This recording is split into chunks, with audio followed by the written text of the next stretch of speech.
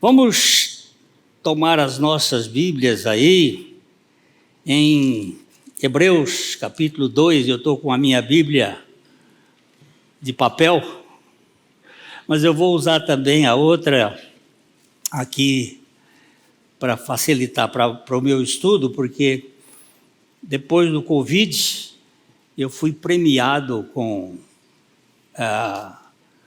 uma coisa muito boa. Eu nunca mais tive pressão alta. Eu tomava remédio para pressão alta e agora não tomo mais. Mas também tive uma diminuição da memória, de modo que eu tenho que escrever, senão eu esqueço. Vamos lá. Hebreus capítulo 2. O estudo de hoje está baseado nos versos 13 a 18, mas eu queria voltar um pouquinho aqui no verso 8, quando ele diz assim: todas as coisas sujeitaste debaixo dos seus pés. Os pés aqui são os pés de Jesus. Jesus, o Filho do homem. Ora, desde que ele sujeitou todas as coisas, nada deixou fora do seu domínio. Agora, porém, ainda não vemos todas as coisas a ele sujeitas. Vemos, todavia, aquele que, por um pouco, tendo sido feito menor que os anjos, Jesus, por causa do sofrimento da morte, foi coroado de glória e de honra, para que, pela graça de Deus, provasse a morte por todo homem. Porque convinha que aquele por cuja causa e por quem todas as coisas existem, conduzindo muitos filhos à glória, aperfeiçoasse por meio dos sofrimentos o autor da salvação deles. Pois tanto o que santifica como os que são santificados, todos vêm de um só. Por isso é que ele não se envergonha de lhes chamar irmãos, dizendo: a meus irmãos declararei o teu nome, cantar-te-ei louvores no meio da congregação. E outra vez, eu porei neles a minha confiança. Eu porei nele a minha confiança. E ainda, eis aqui estou e os filhos que Deus me deu. Visto, pois, que os filhos têm participação comum de carne e sangue, destes também ele igualmente participou, para que, por sua morte, destruísse aquele que tem o poder da morte, a saber, o diabo, e livrasse todos que, pelo pavor da morte, estavam sujeitos à escravidão por toda a vida. Pois ele, evidentemente, não socorre anjos, mas socorre a descendência de Abraão. Por isso mesmo, convinha que em todas as coisas se tornasse semelhante aos irmãos, para ser misericordioso e fiel sumo sacerdote nas coisas referentes a Deus, e para fazer propiciação pelos pecados do povo. Pois naquilo que ele mesmo sofreu, tendo sido tentado, é poderoso para socorrer os que são tentados. Aleluia! Nosso querido Pai,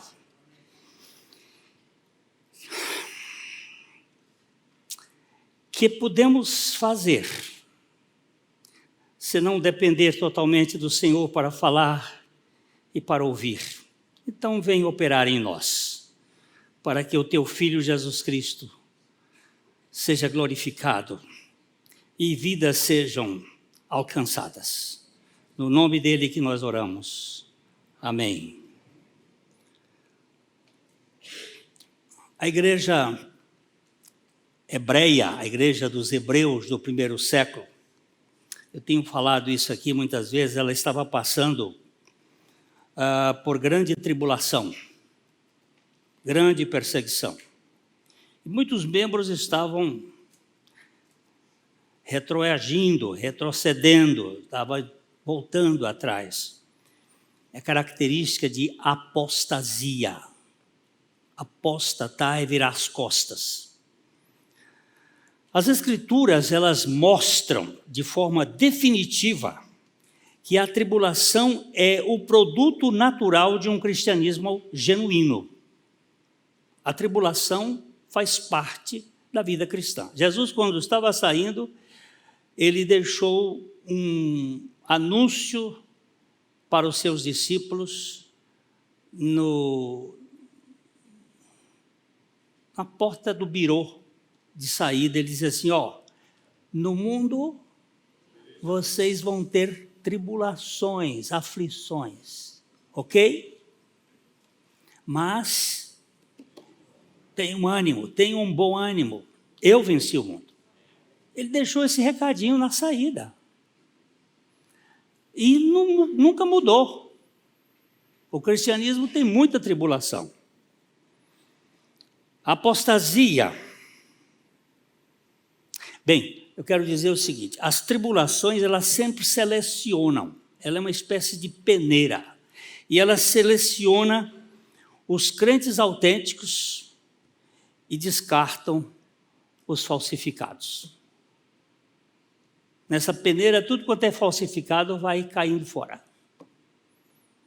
Toda tribulação é muito boa. Ela vai selecionar a turma. A apostasia é fruto do falso evangelho. E o falso evangelho é um dos principais meios para a perseguição da igreja de Cristo. Ela é fruto do falso evangelho. Porque só apostata quem nunca se apossou da realidade espiritual, que nunca creu de fato. Eu não creio em apostasia de Cristo.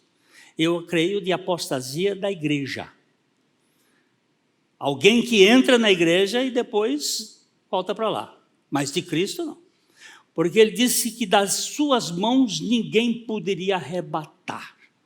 E disse também, a palavra de Deus diz que os dons e a vocação de Deus são irrevogáveis. Então, aqueles que uma vez creram, estão seguros. Agora, que aqueles que acreditaram, que crer e acreditar não é a mesma coisa.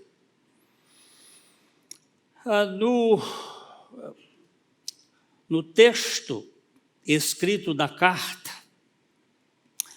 ainda não vemos todas as coisas a ele submissas, mas vemos aquele. E é isso que a gente tem procurado ver aqui durante 3 domingos, vendo aquele.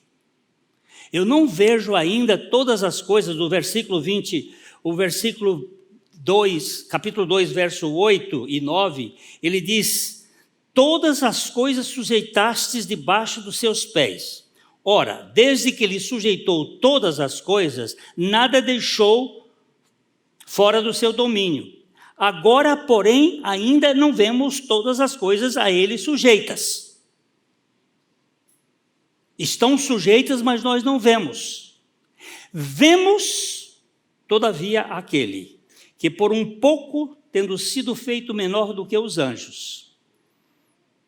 Nós agora precisamos cada dia olhar mais de perto esta realidade. Vemos, todavia, aquele. Um dos versículos mais importantes no meu caminhar durante anos é Isaías 45, 22. Isaías 45, 22. Pode procurar com calma. Eu vou procurar bem devagarzinho, que é para também ajudar vocês. 45, 22. Ele diz assim: olhai para mim. Olhai para mim. Mim quem? Quem é esse mim aqui? E sede salvos. Quem é que salva? É Jesus, é Cristo. Olhai para mim e sede salvos, vós todos os limites da terra, porque eu sou Deus e não há outro. Nós precisamos ter os nossos olhos voltados para Ele. Esse foi o texto que Deus usou para a salvação de Spurgeon, quando ele tinha 16 anos de idade. Numa noite fria em Londres, ele andava num período de revolução dentro da sua alma, e ele saiu procurando um lugar para se encontrar e entrou numa igreja onde estava um velho pregando. Esse velho nem era pastor, era apenas um crente. Tinham 5 pessoas, nevava, frio, e aquele velho pastor, ou aquele velho pregador, aquele velho crente, pregou em cima desse texto, repetindo centenas de vezes, e olhava para Spurgeon com o dedo e dizia assim: olhai para mim e sede salvos, porque eu sou Deus e não há outro. Ele disse: naquele dia eu saí convencido de que Deus estava falando comigo. E a partir daquele momento ele passou a olhar para o Senhor. E olhando para o Senhor, ele foi transformado. E sendo transformado, Deus o usou de uma maneira extraordinária para ser um instrumento para a transformação de vidas. Antes de nós entrarmos propriamente na mensagem de hoje à noite, eu queria fazer uma revisãozinha. Na primeira mensagem sobre o tema, o que vemos em Jesus, nós vimos 4 características. 4 características. Primeiro, vimos Jesus menor do que os anjos. No primeiro capítulo, ele é maior, ele é superior aos anjos, porque é Cristo. No segundo capítulo, ele é Jesus, menor do que os anjos. Por quê? Porque ele tinha que vencer a Satanás. E para vencer a Satanás, ele não podia vir como o Deus Todo-Poderoso, ele tinha que ser menor do que os anjos. Porque Satanás é um anjo. Ele veio menor do que os anjos. Porque no reino de Deus, o poder está na fraqueza. Quando eu sou fraco, aí é que eu sou forte. O poder não está no He-Man, que tira a espada da Kundalínica e põe lá no castelo de Grayskull e grita: eu tenho a força! Não é assim. Isso é no reino de Satanás. No reino de Deus, quanto mais fraco é a pessoa, mais dependente da onipotência de Deus ela é. Quero que você fique bem tranquilo. Você diz: eu estou muito fraco, e eu vou dizer: aleluia! E pastor, eu ando tão fraquinho. Oh, meu irmão, você está no lugar certo. Eu não consigo. Ótimo! Quando você conseguir, está em perigo. Quando você não consegue, você pode depender daquele que tem todo o poder. Isso muda totalmente a perspectiva. Ele foi feito menor do que os anjos. A segunda coisa que nós vimos é que vimos que o sofrimento na morte foi o caminho para a glória e honra de Jesus Cristo e para a nossa salvação. Na morte. A morte é importante. A morte é preciosa. Não fique com medo da morte. O João Murge recitou: Jesus, segura na minha mão. Mas tem uma poesia do Joia Júnior que você pode procurar, que chama Vem, Doce Morte. Vem, amiga querida, você não é fria, você vai ser o caminho que vai me levar à casa da luz, onde eu vou me encontrar com Jesus. Não fica com medo de morte não, que ela já perdeu os dentes, ela já não é mais feroz, acabou a sua fúria. Então nós vimos que na morte foi o lugar onde Jesus nos encontrou. Ele não nos encontrou na manjedoura. Ele não nos encontrou no Monte da Transfiguração. Ele não nos encontrou quando ele realizou todas as coisas lindas que ele realizou, os seus milagres. Ele nos encontrou na cruz. Por ele que ele nos encontrou na nossa morte. Ele precisava levar o nosso pecado. E só na cruz Ele assumiu a nossa causa e morreu a nossa morte. Então nós vimos isto e vimos Jesus sendo aperfeiçoado pelo sofrimento para conduzir muitos filhos ao Pai. 4 coisas, vou voltar a dizer aqui. Vimos Jesus menor do que os anjos, vimos que o sofrimento na morte foi o caminho para a glória e honra de Jesus, vimos que foi na morte o lugar onde ele nos encontrou e vimos Jesus sendo aperfeiçoado pelo sofrimento. Foram esses 4 pontos na primeira mensagem. Na segunda mensagem nós vimos algumas outras coisas, outras características. Vimos 3, que foi num domingo passado. Vimos aquele que santifica. Bem como os que são santificados, todos vêm de um só. Há uma unidade, há uma união. Eu falei aqui sobre comunhão e união. Na comunhão, a gente separa. Na união, é impossível. Deus criou o homem e ele tinha comunhão na viração da tarde. O homem se distanciou de Deus, separou de Deus. Ele, agora no seu plano eterno, traz o homem para a união com ele. Para ter essa união, ele precisava sacar o pecado do homem, tirar o pecado do homem. E depois haver a unidade.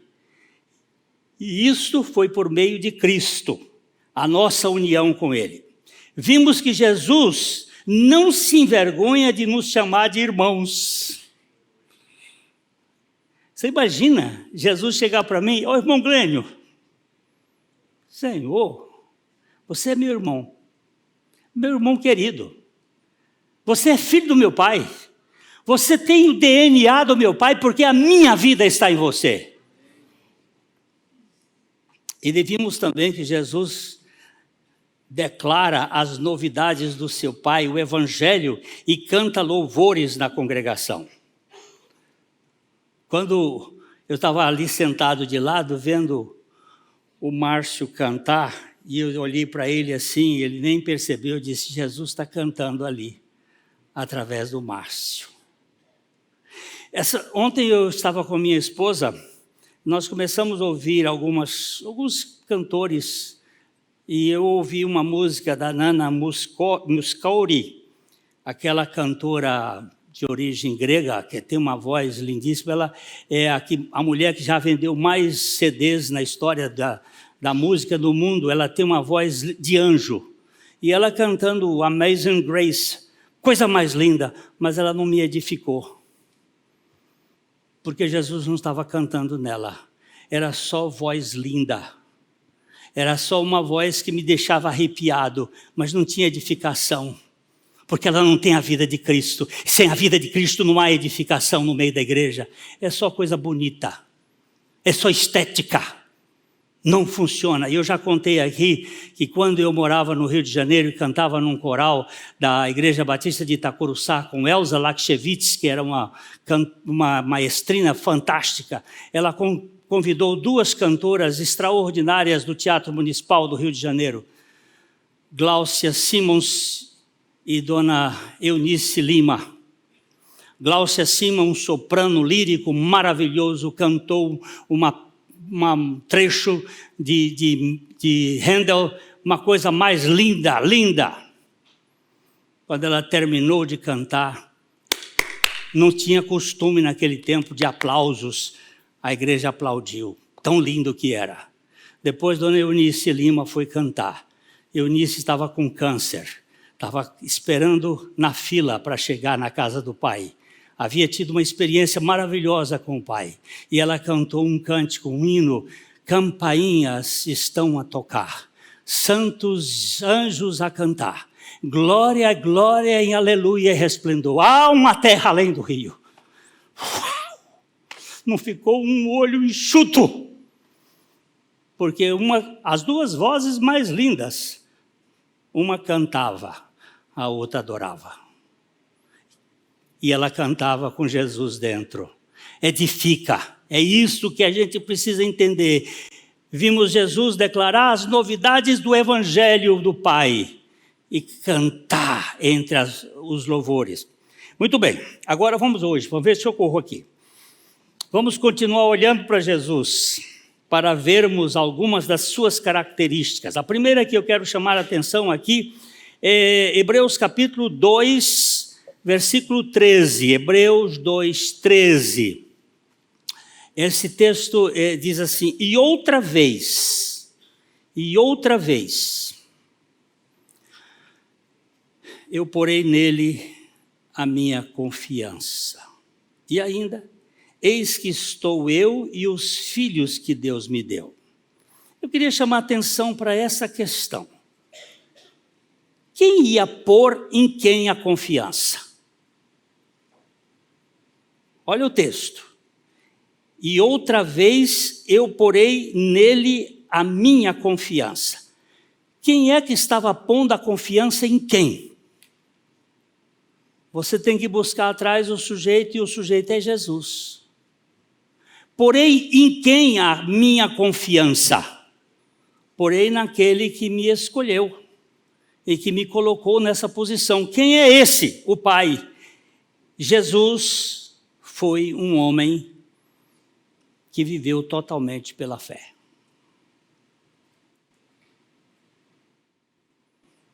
Jesus vivia pela fé.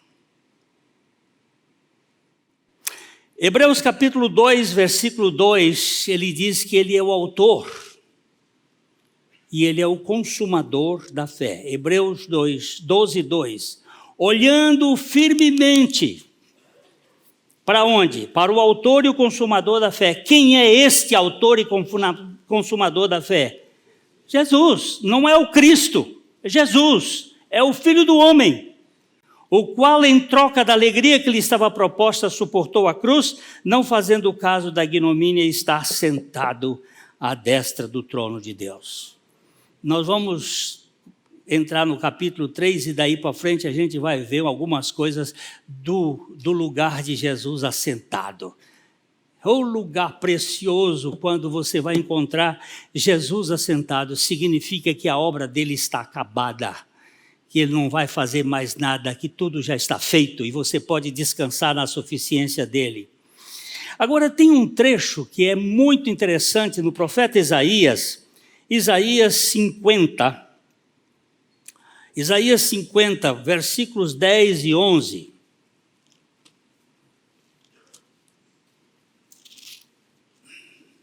Ele diz assim: Quem há entre vós que tema ao Senhor e que ouça a voz do seu servo, aquele que andou em trevas, sem nenhuma luz, confie em o nome do Senhor e se firme sobre o seu Deus. Eia todos vós que acendeis fogo e vos armais de setas incendiárias, andai entre as labaredas do vosso fogo e entre as setas que acendestes, de mim é que vos sobrevirá isto, e em tormenta vos deitareis. O que significa este texto? Eu levei anos perguntando ao Senhor. Ele disse: olha, meu filho, o meu filho, Jesus, ele andou pela fé. Ele não andou com fifó. Ele não andou com lamparina. Ele não andou com luzinha, ele andou em trevas sem nenhuma luz, mas ele confiava em mim. Porque fé, como é que é a definição de fé? Deixa eu ver se você lembra. Fé é o firme fundamento das coisas que se esperam e a firmeza daquilo que não se você vir, não é fé. Nem fé, nem esperança se vê. Aquilo que você vê é ciência, é constatação. Fé é andar no escuro, sem nenhuma luz, sem acender uma lamparina, mas confiar na luz da palavra, porque ela é luz para os meus pés. Vocês sabem que naquele tempo, punha-se uma lâmpada no pé do andante, uma luz no pé do andante, e ele andava e ia alumiando o seu pé.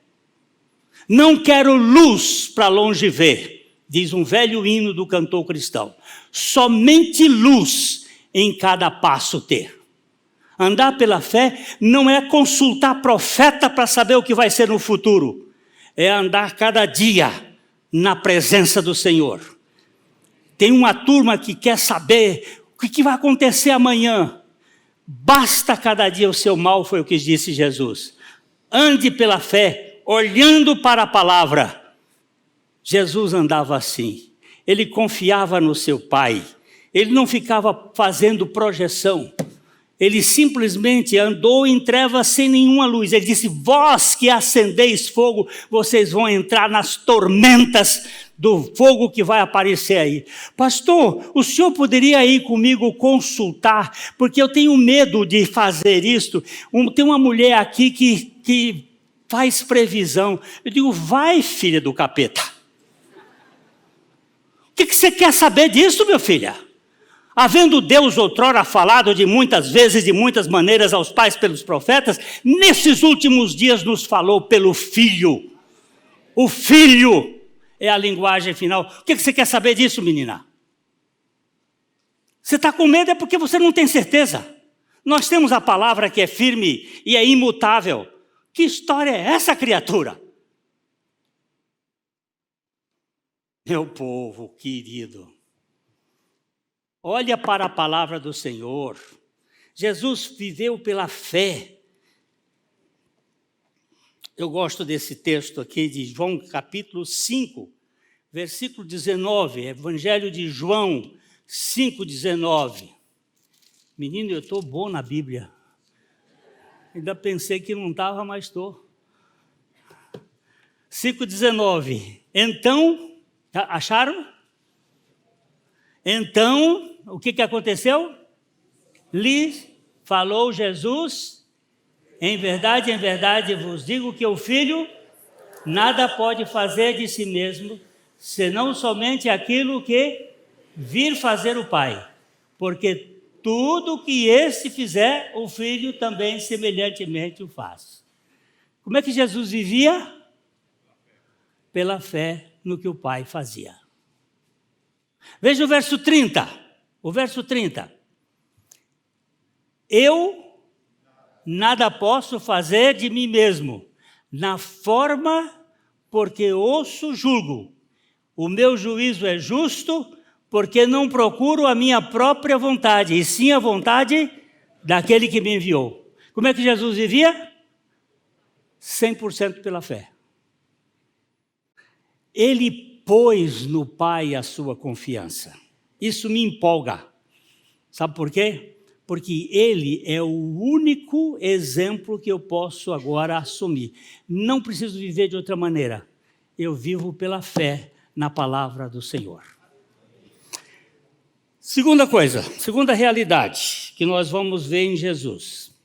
O versículo 13 também diz aí, Hebreus 2,13, ele diz que ele pôs na confiança no Pai, eis aqui estou eu e os filhos que Deus me deu. Os filhos que Deus me deu. Isso é uma citação do profeta Isaías, Isaías 8,18.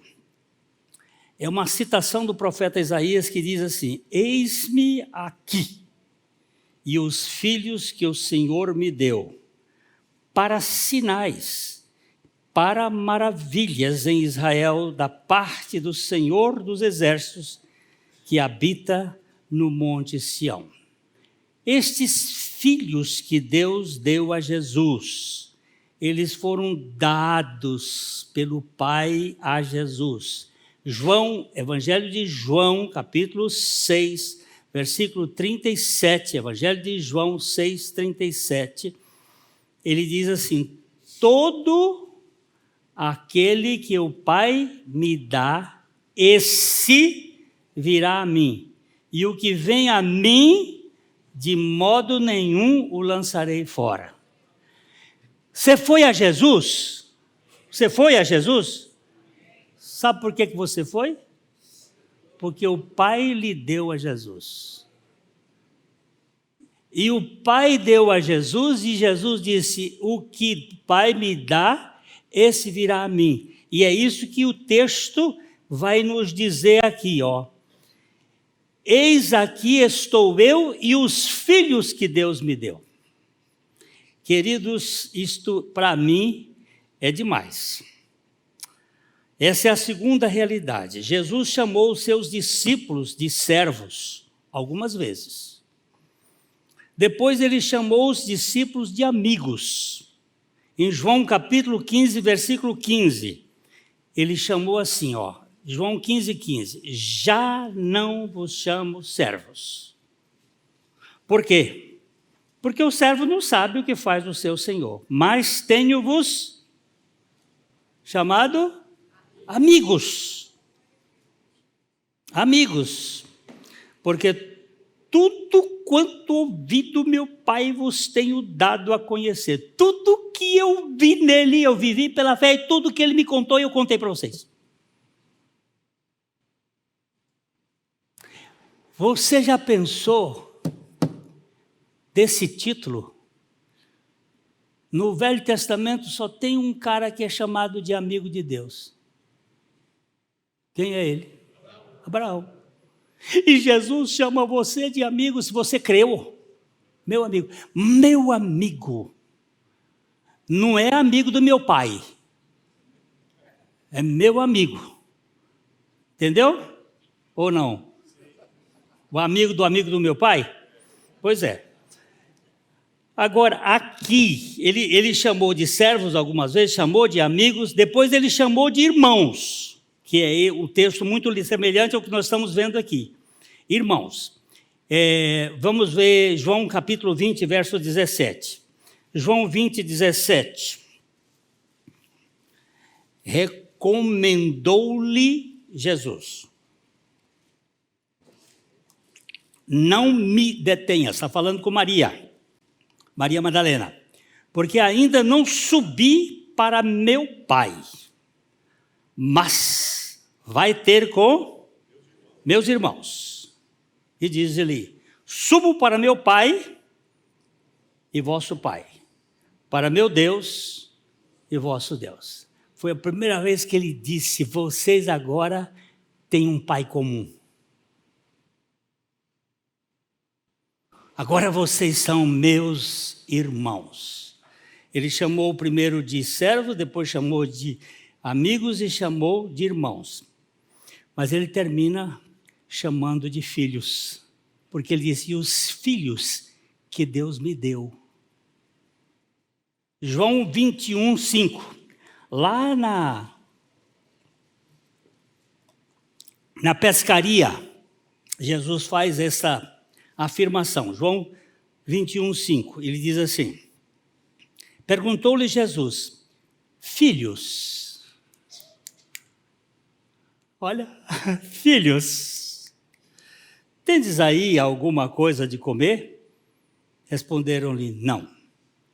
Servo para amigos, de amigos para irmãos, de irmãos para filhos. Depois da ressurreição, depois que ele nos levou na cruz e tirou de nós a bagagem de Adão e nos colocou a sua vida.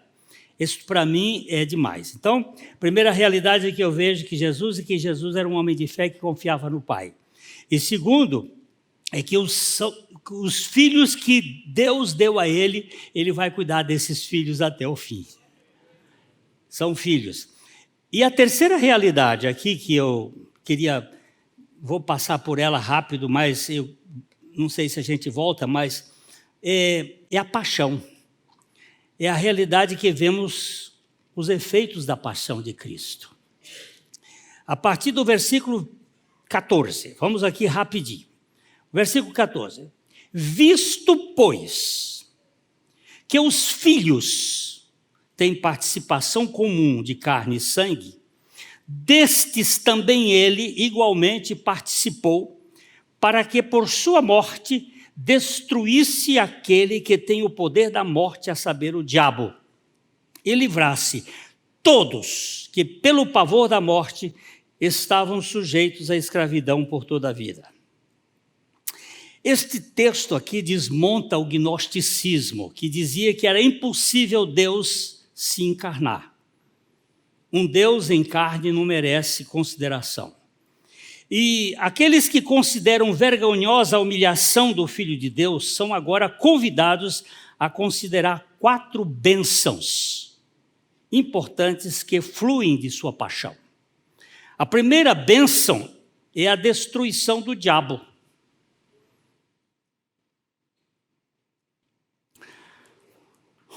O Dr.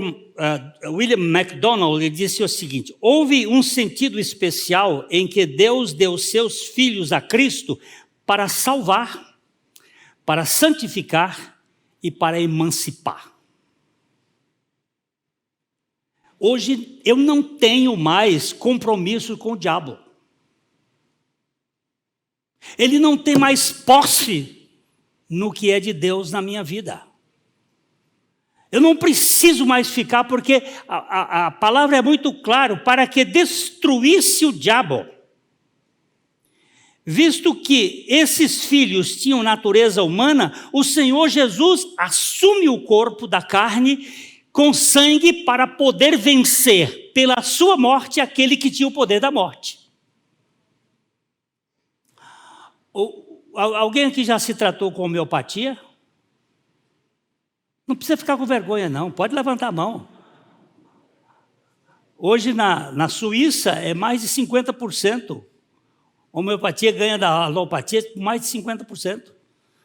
Na Alemanha, é mais ou menos metade. E quem inventou a homeopatia foi um médico batista. Chamava Hahnemann. O nome dele era Samuel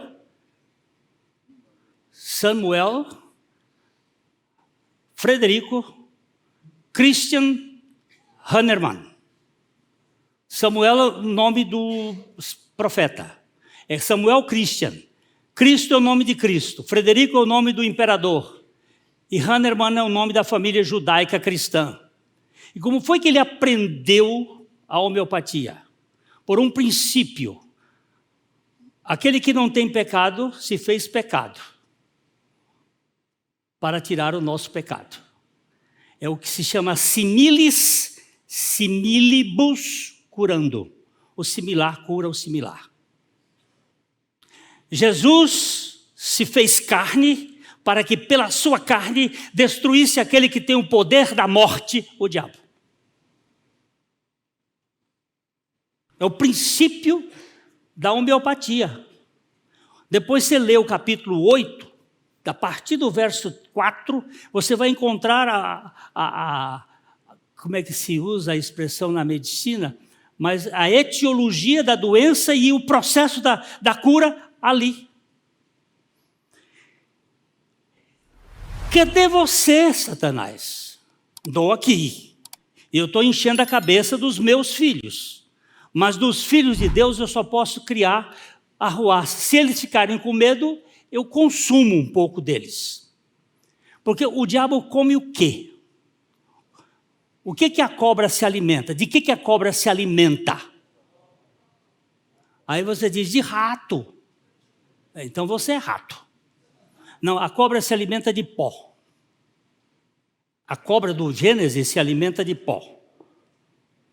O que é pó? O que é pó? O que você é, meu filho? Pó. E quando você fica nervoso, você dá comida para quem? Para Satanás. Quando você fica com ódio, você dá comida para quem? Para Satanás. Quando você não perdoa, você dá comida para quem? Para Satanás. Ele fica vivendo, consumindo a gente. Você está cansado. Por que você está cansado? Estou carregando um peso nas costas. Que peso de quê? Quando ele mandou lançar todo o peso para ele. E você está com esse peso por quê? Por que eu carrego o peso? Porque eu sou um idiota.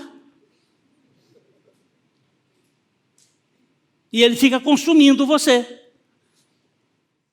Quais são as 3 coisas que matam uma pessoa? Rápido, foi Jesus quem se disse. Ele disse, ele não mente. Quais são as 3 coisas que matam uma pessoa?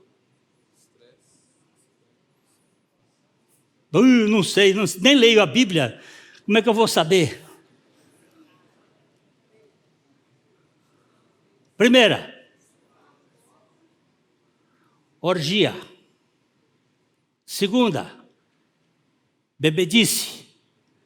Terceira, preocupações desse mundo.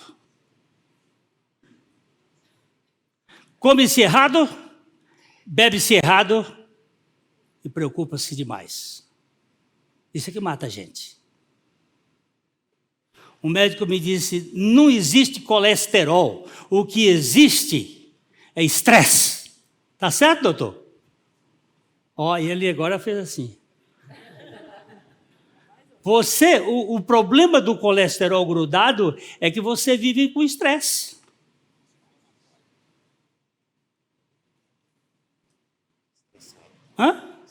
Estressado. E você, quando você está estressado, você dá comida para quem, meu velho? Para o diabo. E aí você não dorme de noite. E ele fica... É para você. Você. É para mim. É para mim. Meu povo querido. Ai, meu Deus. Jesus, ele deixou o lado da sua exibição divina e se velou a divindade num manto de barro para destruir aquele que come barro. Aquele que come, aquele corpo de Jesus velado foi atacado por Satanás 3 vezes lá, querendo consumi-lo. Sabe com o que ele venceu todas as 3 vezes? Com a palavra, porque ele vivia pela fé.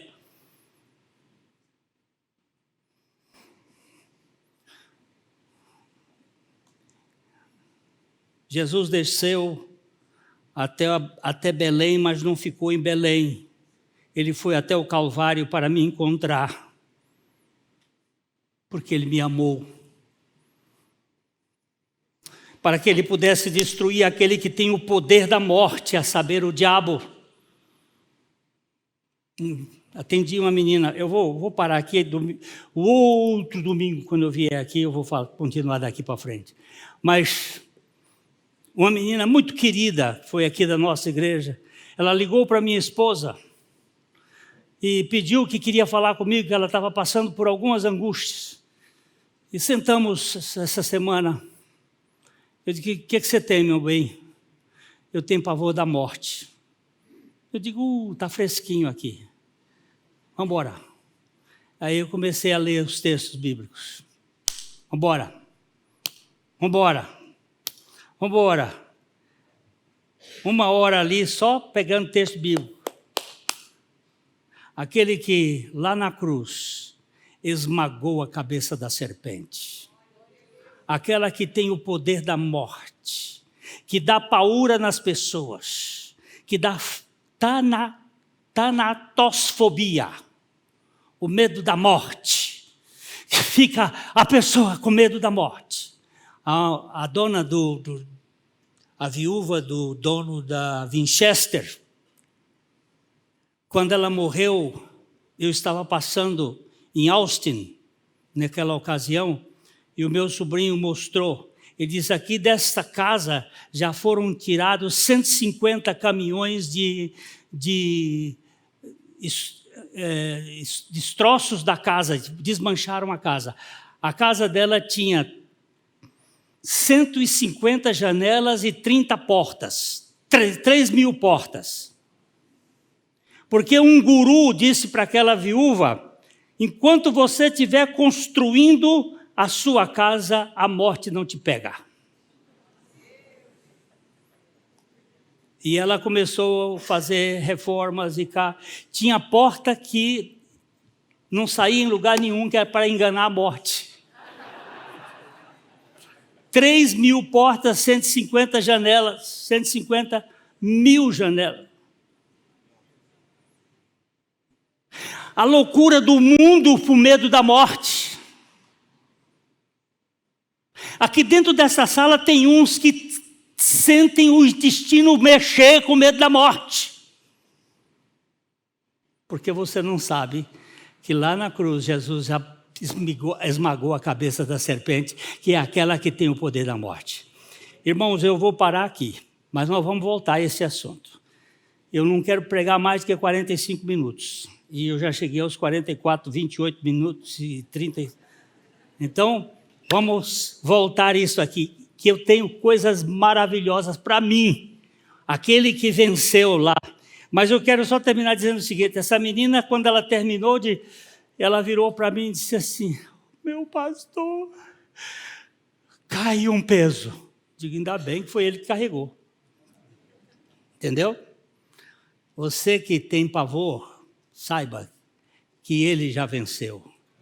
E que você pode viver liberto do poder da morte, do medo da morte, do pavor da morte. Mas tem muita coisa aqui, que nessa paixão dele, ele realizou em nosso benefício.